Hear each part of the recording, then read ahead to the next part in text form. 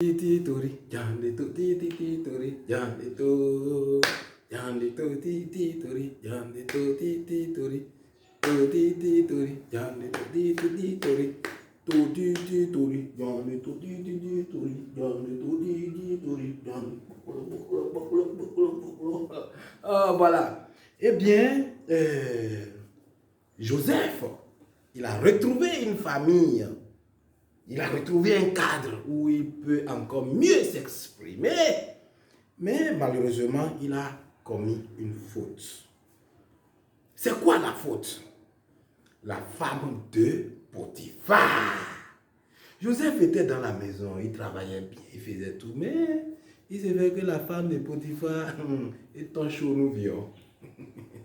C'est-à-dire qu'elle voit Joseph là. So ici, ça fait boué. Ça fait boué. En fait, la femme, elle a dit à Joseph, écoute, enfin, elle a fait des avances à Joseph. Mais le problème, c'est que Joseph n'a pas su gérer cette avance. Ah, je ne suis pas en train de dire de chercher femme d'autrui. Hein. Je ne suis pas en train de dire que Joseph aurait dû labourer la femme de Potiphar. Hein. Si c'est ce que tu penses, mon frère, ton dago, fire you. C'est pas ça. Hein. Ce que je dis, quand femme de patron te dit I love you et tu ne veux pas, de toute façon tu vas lui dire je ne veux pas. C'est différent de une domestique te dit I love you et tu ne veux pas, tu lui dis non. Non que tu vas dire à Madame Potiphar. C'est différent de non que tu vas dire à domestique que tu gères dans la maison. Et tu vois, c'est erreur de mon ami ça. Il n'a pas su dire non à la dame selon la dameur de cette dame. Oui, la dameur de cette dame, la grandeur de cette dame. Mais c'est Madame Potiphar après tout. C'est-à-dire que l'officier de Pharaon, le bras droit entre griffes de Pharaon, entre griffes, deuxième personnalité en ce temps-là de l'Égypte, sa femme. Mais dis donc, derrière un grand homme, il y a quoi? Une dame de fer.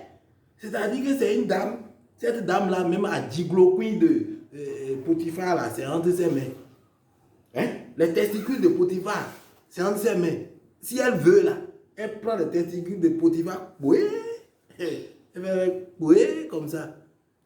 Et c'est cette dame-là que toi, Joseph, elle te dit I love you, et tu dis, je ne veux pas. Je ne veux pas. Ma foi chrétienne ne me permet pas. Mon Dieu, là, je n'ai pas cette éducation. Je n'ai pas eu reçu cette éducation. Hein? Donc, c'est Madame Potiphar qui a l'éducation de draguer une fille qui travaille, un garçon qui travaille chez lui. La bouche que tu as pour parler là, cette bouche-là a mangé caca. Tu vois un peu ce que je veux dire? C'est l'erreur qu'il a commise ça. Il n'a pas su dire non. Il a dit non. Et je suis d'accord. Si j'étais à sa place, j'allais lui dire non aussi. Oui, j'allais dire non. Comment? Tu me connaissais? Hein? Si tu veux, il faut devenir femme de Potiphar et venir pour me tenter, voir s'il ne veut pas dire non. Il va te dire non, mais il va te dire non avec élégance. Il va te dire non avec yéy. C'est-à-dire que il n'a pas su dire non comme il faut. Et c'est tout le problème. On ne dit pas non à une chef, à un chef, à une autorité, à une personnalité comme on dit non à n'importe qui. C'est tout son problème. Et je suppose qu'il était jeune, il n'a pas l'expérience qu'il faut, il ne sait pas gérer ces genres de choses. Mais dans la maison là, il n'y a pas de gens plus âgés que lui.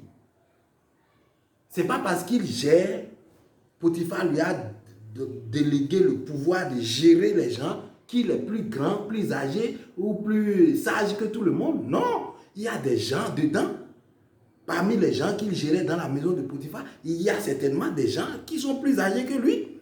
Des gens qui peut-être ne sont pas plus âgés que lui, mais qui sont matures en termes de, vous comprenez, dans le domaine dont on parle là, et qui savent comment refuser ces gens d'avance avec délicatesse. Joseph n'a pas su manipuler cette avance et refuser convenablement. Donc, il aurait pu s'approcher de ces gens-là. Quand tu es chef, tu gères des gens, il y a forcément parmi ces gens-là des récalcitrants, c'est vrai, des rebelles, c'est vrai, mais il y a des gens que tu as et qui te soutiennent. Quand véritablement tu gères des gens, il y a forcément parmi des gens-là, des gens, peut-être une infime partie, peut-être une grande partie, mais qui sont acquis à ta cause, qui apprécient ce que tu fais, qui t'aiment beaucoup, qui sont prêts à t'écouter. Autrement dit, des gens que tu as comme tes confidents. Mais Joseph, il n'a pas de confident parmi ces gens-là. Pendant que toutes ces histoires se passent, Madame Pharaon l'appelait tout le temps, le harcelait tout le temps. Là. Il n'avait pas de gens là qui disent, écoutez, cette histoire-là, la dame là, elle dit, mais je lui dis non, elle continue, comment il va gérer ça? Il n'a pas trouvé parmi eux. Mais ça voudra dire qu'il n'est pas à l'écoute des gens qu'il dirige. Et ça, c'est une faute grave. Ça, c'est un très mauvais responsable, dirigeant. Vous voyez un peu sa faute. Et c'est ça. Si c'est qu'il avait parlé à ces gens, quelqu'un ou des gens pourraient lui filer l'astuce. Et il allait l'utiliser tout simplement. Et puis, ça allait lui éviter d'aller en prison. Pourquoi? Parce que, en son temps, c'est affaire de témoins. Si en son temps, quand la dame a menti sur lui, si c'est qu'il avait fait cette démarche dont je parle, les gens allaient témoigner en sa faveur. Les gens allaient parler en sa faveur. D'ailleurs, comment il est devenu grand? C'est parce que quelqu'un a parlé en sa faveur auprès de Pharaon qu'il est devenu grand. Si c'est que les gens avaient parlé en sa faveur, il y avait au moins 2 témoins ou des gens, voilà, il n'allait pas partir en prison. Alors, que les gens arrêtent de dire que Pharaon et Joseph est allé en prison parce que Dieu a voulu qu'il aille en prison, parce qu'il a fait ce que Dieu veut, qu'il a refusé. Oui, c'est ce qu'un enfant de Dieu doit faire. Tu ne vas pas accepter les avances de la femme de ton patron. Tu ne vas pas aller coucher avec la femme de ton patron. Tu es véritablement enfant de Dieu. Et dans ton cœur, le Saint-Esprit bat. Tu vas aller coucher sur une femme de ton patron? À jamais. Même si abomination, l'esprit maléfique utilise, l'esprit de Jézabel, de Dalila, utilise la femme de ton patron, mais le Saint-Esprit doit voilà, et tu dois avoir la sagesse qu'il faut et refuser. Mais Joseph n'a pas su faire ça, c'est ça la vérité. Et c'est ça qui l'a conduit en prison. Et donc, en prison encore, Dieu a créé une occasion pour le tirer d'affaire. Alors, ses grands frères l'ont jeté dans le puits, sur le chemin de sa grandeur, il a plombé. Dieu a créé une occasion, il a saisi l'occasion et puis il est sorti. Il a pris le chemin de sa grandeur. Arrivé chez Pharaon et chez Potiphar, il tombe encore. Dieu crée une occasion et puis il vient vers sa grandeur. Et c'est quoi cette occasion que Dieu lui a créée dans la prison? Eh bien, c'est pas aujourd'hui qu'il va suivre ça. Ça va être demain. Ça va être demain. Ça va être demain.